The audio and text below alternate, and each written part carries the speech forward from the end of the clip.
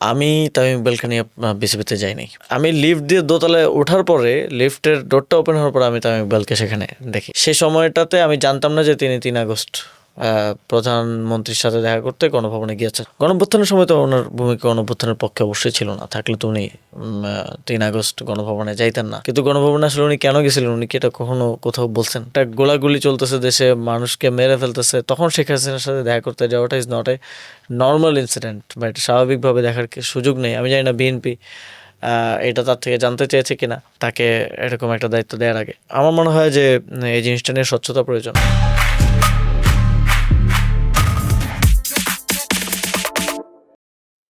তো দেখা গেল যে আপনি তামিম ইকবালকে নিয়ে মিরপুর স্টেডিয়ামে গেলেন, আপনি উপদেষ্টা থাকা অবস্থায়, এবং 3 আগস্ট প্রধানমন্ত্রীর সঙ্গে দেখা করেছেন। তো এই যে আপনার ওই সিদ্ধান্তটা কি ঠিক ছিল? আমি তামিম ইকবালকে নিয়ে বিসিবিতে যাই নাই। প্রথমত বিসিবিতে আমার একটা ভিজিট ছিল। আমি জানতাম সেখানে আমাকে বিসিবির যিনি সিইও, তখন তো বিসিবির প্রেসিডেন্ট পলাতক, বিসিবির ডিরেক্টরসরা পলাতক, কী করবে বুঝতেছে না। সিইও আমাকে রিসিভ করবেন অ্যান্ড তিনি আমাকে মিরপুর ঘুরে দেখাবেন। আলাদাভাবে ঘুরে দেখানোর কিছু নেই, মিরপুর তো আমরা খেলা দেখতাম, আমরা জানি। বাট স্টিল উনি একটু ব্রিফ করবেন অ্যান্ড ঘুরে দেখাবেন এবং সেখানে আমরা বসবো, আলাপ আলোচনা করবো। তখন উইমেন ওয়ার্ল্ড কাপ ভেন্যু নিয়ে একটা ঝামেলা চলছিল। বাট আমি লিফট দিয়ে দোতলায় ওঠার পরে লিফটের ডোরটা ওপেন হওয়ার পরে আমি তামিম ইকবালকে সেখানে দেখি। মানে that was totally unknown to you? এটা আমি জানতাম না। এবং সেখানে যাওয়ার পরে সিইও সাহেব আমাকে ঘুরিয়ে দেখালেন, সেখানে তামিম ভাইও মানে ছিলেন। আপনি অ্যাভয়েড করতে পারেন না? আমি তো অ্যাভয়েড করাটা, এবং সে সময়টাতে আমি জানতাম না যে তিনি 3 আগস্ট প্রধানমন্ত্রীর সাথে দেখা করতে গণভবনে গিয়েছেন। সেটা আমি পরবর্তীতে আরও অনেক পরে আসলে ওই যে একটা কাগজ যেখানে লেখা যে 3 আগস্ট তিনি প্রবেশ করেছেন, ওই যে প্রধানমন্ত্রীর দপ্তরে পিএমও অফিসে একটা ইয়া থাকে বা গণভবনে একটা ইয়া থাকে যে সেখানে লিস্ট করে যে কারা আসছে, কারা যাচ্ছে, কখন ঢুকছে, কখন বেরোচ্ছে। তো সেটা আমি পরবর্তীতে দেখতে পারি। বাট ওই পার্টিকুলার টাইমে অনেকে মনে করে যে আমি তাকে নিয়ে হয়তো গেছি, বাট আমি গিয়ে ওনাকে I was surprise to see him there. মানে আপনার অবজারভেশনে তামিম ইকবাল কীরকম বা তার ভূমিকা কেমন ছিল আপনাদের ওই আন্দোলনের সময়? গণঅভ্যুত্থানের সময় তো ওনার ভূমিকা গণঅভ্যুত্থানের পক্ষে অবশ্যই ছিল না, থাকলে তো উনি 3 আগস্ট গণভবনে যাইতেন না। এবং গণভবনে উনি তো এটা নিয়ে মুখ খোলেন নাই, যদিও এটা নিয়ে অনেক প্রশ্ন উঠেছে, অনেকে কথা বলেছে, অনেকে জানতে চেয়েছে।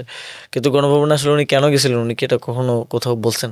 ক্লিয়ারও করেন নাই? বলেন নাই।